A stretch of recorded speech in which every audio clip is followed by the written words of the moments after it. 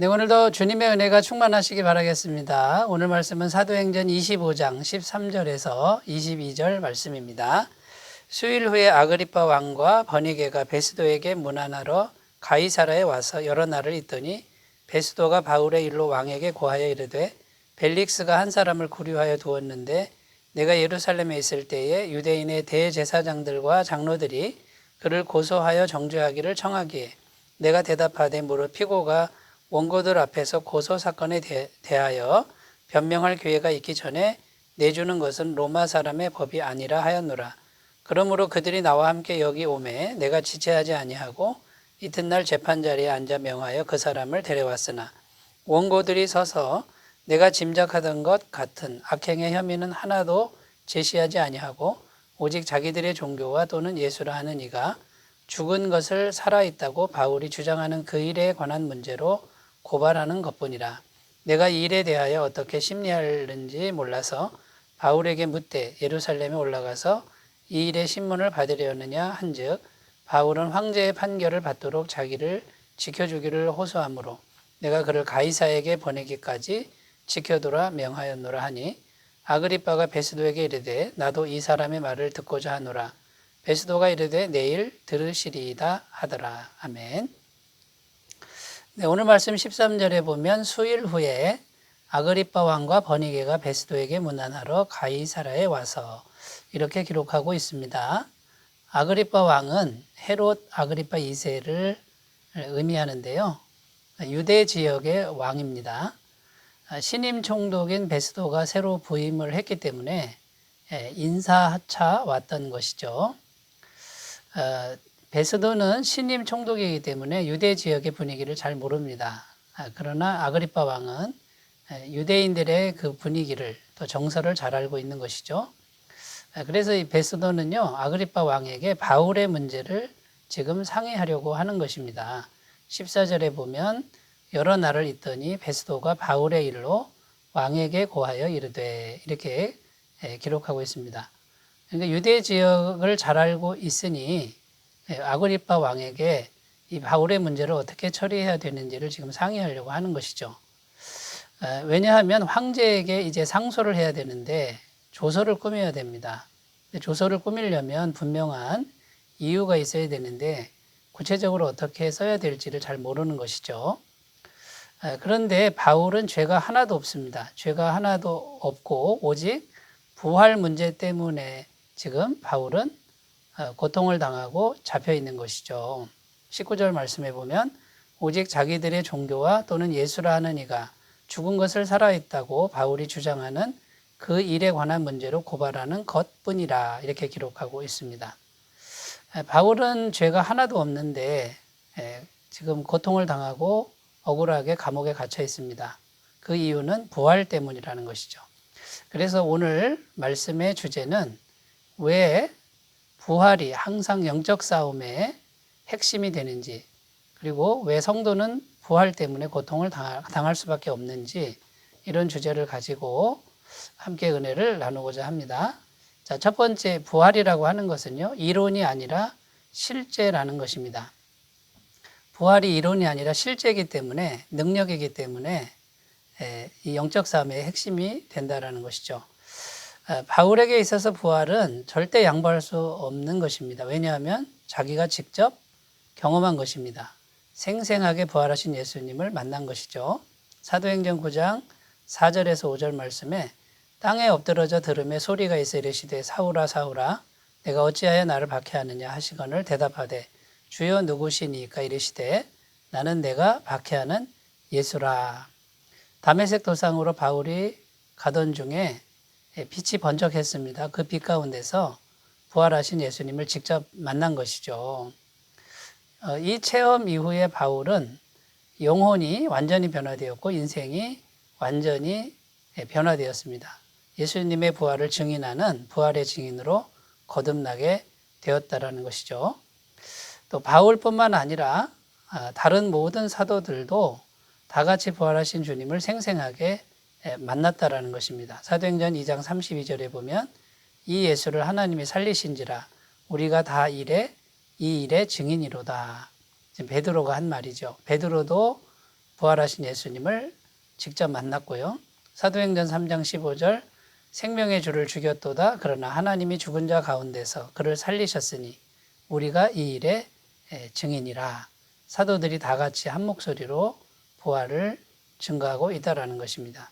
사도행전 4장 10절에도요. 너희와 모든 이스라엘 백성들은 알라. 너희가 십자가에 못 박고 하나님이 죽은 자 가운데서 살리신 나사렛 예수 그리스도의 이름으로 이 사람이 건강하게 되어 너희 앞에 섰느니라. 베드로와 요한이 나면서 안진병이 된 사람을 일으켰지요. 그러면서 고백한 것이 무엇입니까? 부활하신 주님이 고치셨다라고 증언하고 있는 것입니다.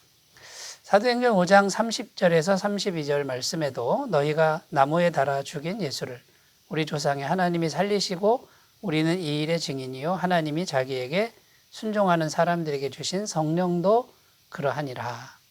사도행전에 보면 계속해서 사도들은 또 바울은 부활을 생생하게 증거하고 있습니다.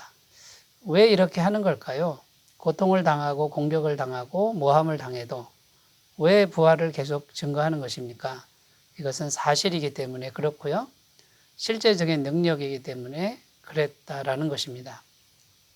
그런데 많은 사람들은 부활을 잘 믿지 않습니다. 어떤 사람들은 그런 게 어디 있냐고 조롱하기도 합니다. 오늘날 우리들이 복음을 전하고 전도를 하다 보면 수많은 사람들이 부활은 거짓말이다 이렇게 말을 하고 이것은 상상 속에 또는 전설 속의 이야기다라고 말하는 사람들이 많다는 거죠. 자, 이 부분에서 치열하게 영적 싸움이 벌어진다라는 것입니다. 그러면 성도인 우리는 어떻게 해야 됩니까? 우리는 바울처럼 베드로처럼 끝없이 부활은 사실이고 실제적 능력이라는 것을 증거해야 될 줄로 믿습니다. 사랑하는 여러분, 부활을 증거할 때 치열하게 영적 싸움이 일어납니다. 그 치열한 영적 싸움 때문에 우리들이 고통당하고 공격당할 수 있습니다만 포기하지 말고 부활을 증거하시는 귀한 삶이 되시기를 바라겠습니다. 자, 두 번째, 이 부활이 왜 영적 싸움의 핵심이 되느냐면요. 죄를 은폐하려는 사람들의 방해가 있기 때문이다라는 겁니다.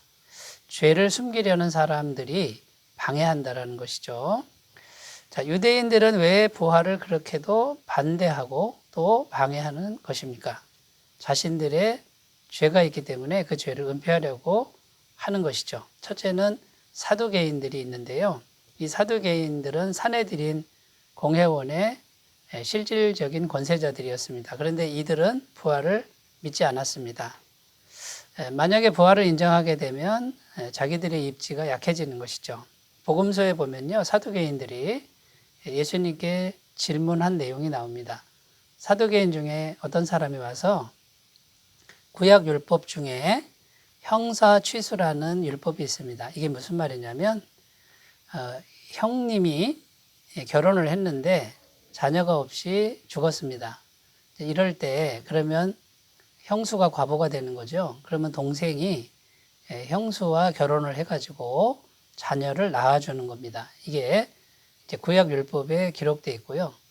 자녀 없이 대가 끊기는 걸 방지하기 위해서 동생과 합방을 해서 형님의 자녀를 낳아주는 이것이 구약 율법에 있는데 문제는 이겁니다. 7 형제가 있었는데 다 자녀가 없이 죽었다는 거예요. 그러면 천국에 갔을 때 그 형수가 어떤 사람의 아내가 되겠느냐라는 것이 이제 예수님께 한 질문입니다. 그때 예수님께서 하신 말씀이 뭐냐면 너희가 부활과 천국에 대해서 잘못 알고 있구나. 나중에 부활하고 천국에 가서는 결혼도 안 가고 장가도 가지 않는다. 남편과 아내의 관계가 없어진다라고 주님은 분명하게 말씀하셨다라는 겁니다. 여러분, 사두개인들의 특징은 어떤 특징이냐면요. 이 현실 세계에만 집중하는 특징을 갖고 있습니다. 죽어서 부활하는 천국, 영적인 세계, 영원한 세계에는 생각하지 않는 것이죠. 그러니까 부활을 믿지 않습니다. 이런 현세적인 사람들은 부활을 인정하기가 어렵다라는 거예요. 당장 현실에서 먹고 사는 문제가 최고의 목표가 되는 사람들인 것이죠. 그래서 이 사람들은 가끔 죄를 짓고 살면서도 부활이 없기 때문에 괜찮다라고 스스로 자신을 위로하며 사는 이제 그런 사람들이 된다라는 것이죠.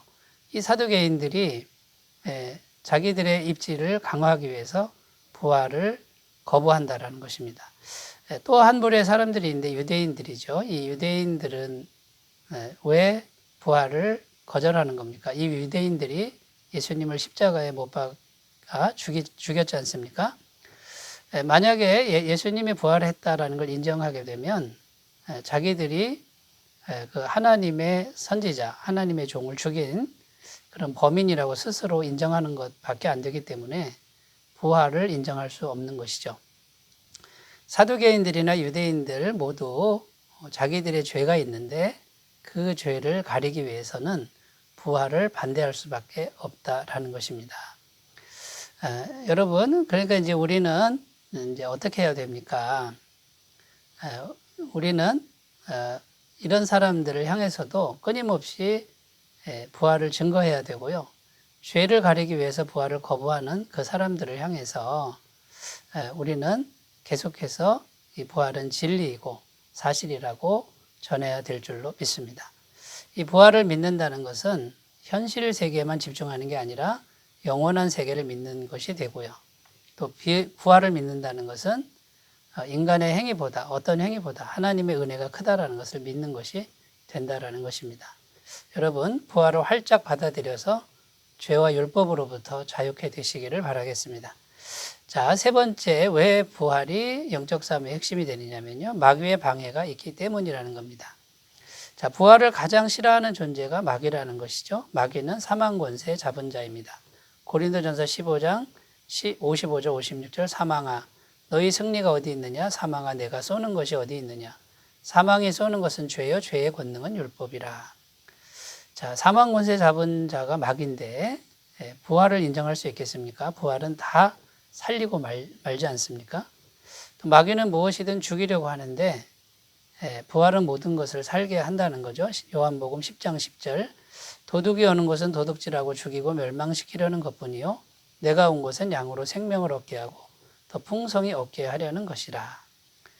그래서 마귀가 있기 때문에 부활을 증거하는 현장에서 치열한 싸움이 일어날 수밖에 없습니다. 그래서 마귀는 어떻게든 부활의 복음을 믿지 못하게 합니다. 고린도후서 4장 4절 그 중에 이 세상 신이 믿지 아니하는 자들의 마음을 혼미하게 하여 그리스도의 영광의 복음의 광채가 비치지 못하게 함이니 그리스도는 하나님의 형상이니라. 여기 보면 마귀가 혼미한 영을 줘서 복음을 믿지 못하게 한다라고 이렇게 증거하고 있는 것입니다. 여러분, 그러므로 우리는 마귀를 대적하면서 부활을 끊임없이 전해야 합니다. 부활을 전할 때 생명이 살아난다라는 거예요. 요한복음 5장 25절 진실로 진실로 너희에게 이르노니 죽은 자들이 하나님의 아들의 음성을 들을 때가 오나니 곧 이때라. 듣는 자는 살아나리라. 이렇게 증거하고 있고요. 그리고 기도해야만 됩니다. 마태복음 12장 28절 그러나 내가 하나님의 성령을 힘입어 귀신을 쫓아내는 것이면 하나님의 나라가 이미 너희에게 임하였느니라. 부활과 기도로 마귀를 물리치는 귀한 삶이 되시기 바라겠습니다. 기도합니다. 하나님 아버지, 우리는 끊임없이 부활을 증거하는 부활의 증인들이 되게 하여 주옵소서. 예수님의 이름으로 기도드립니다. 아멘. 주님의 임재가 충만하시기 바라겠습니다. 감사합니다.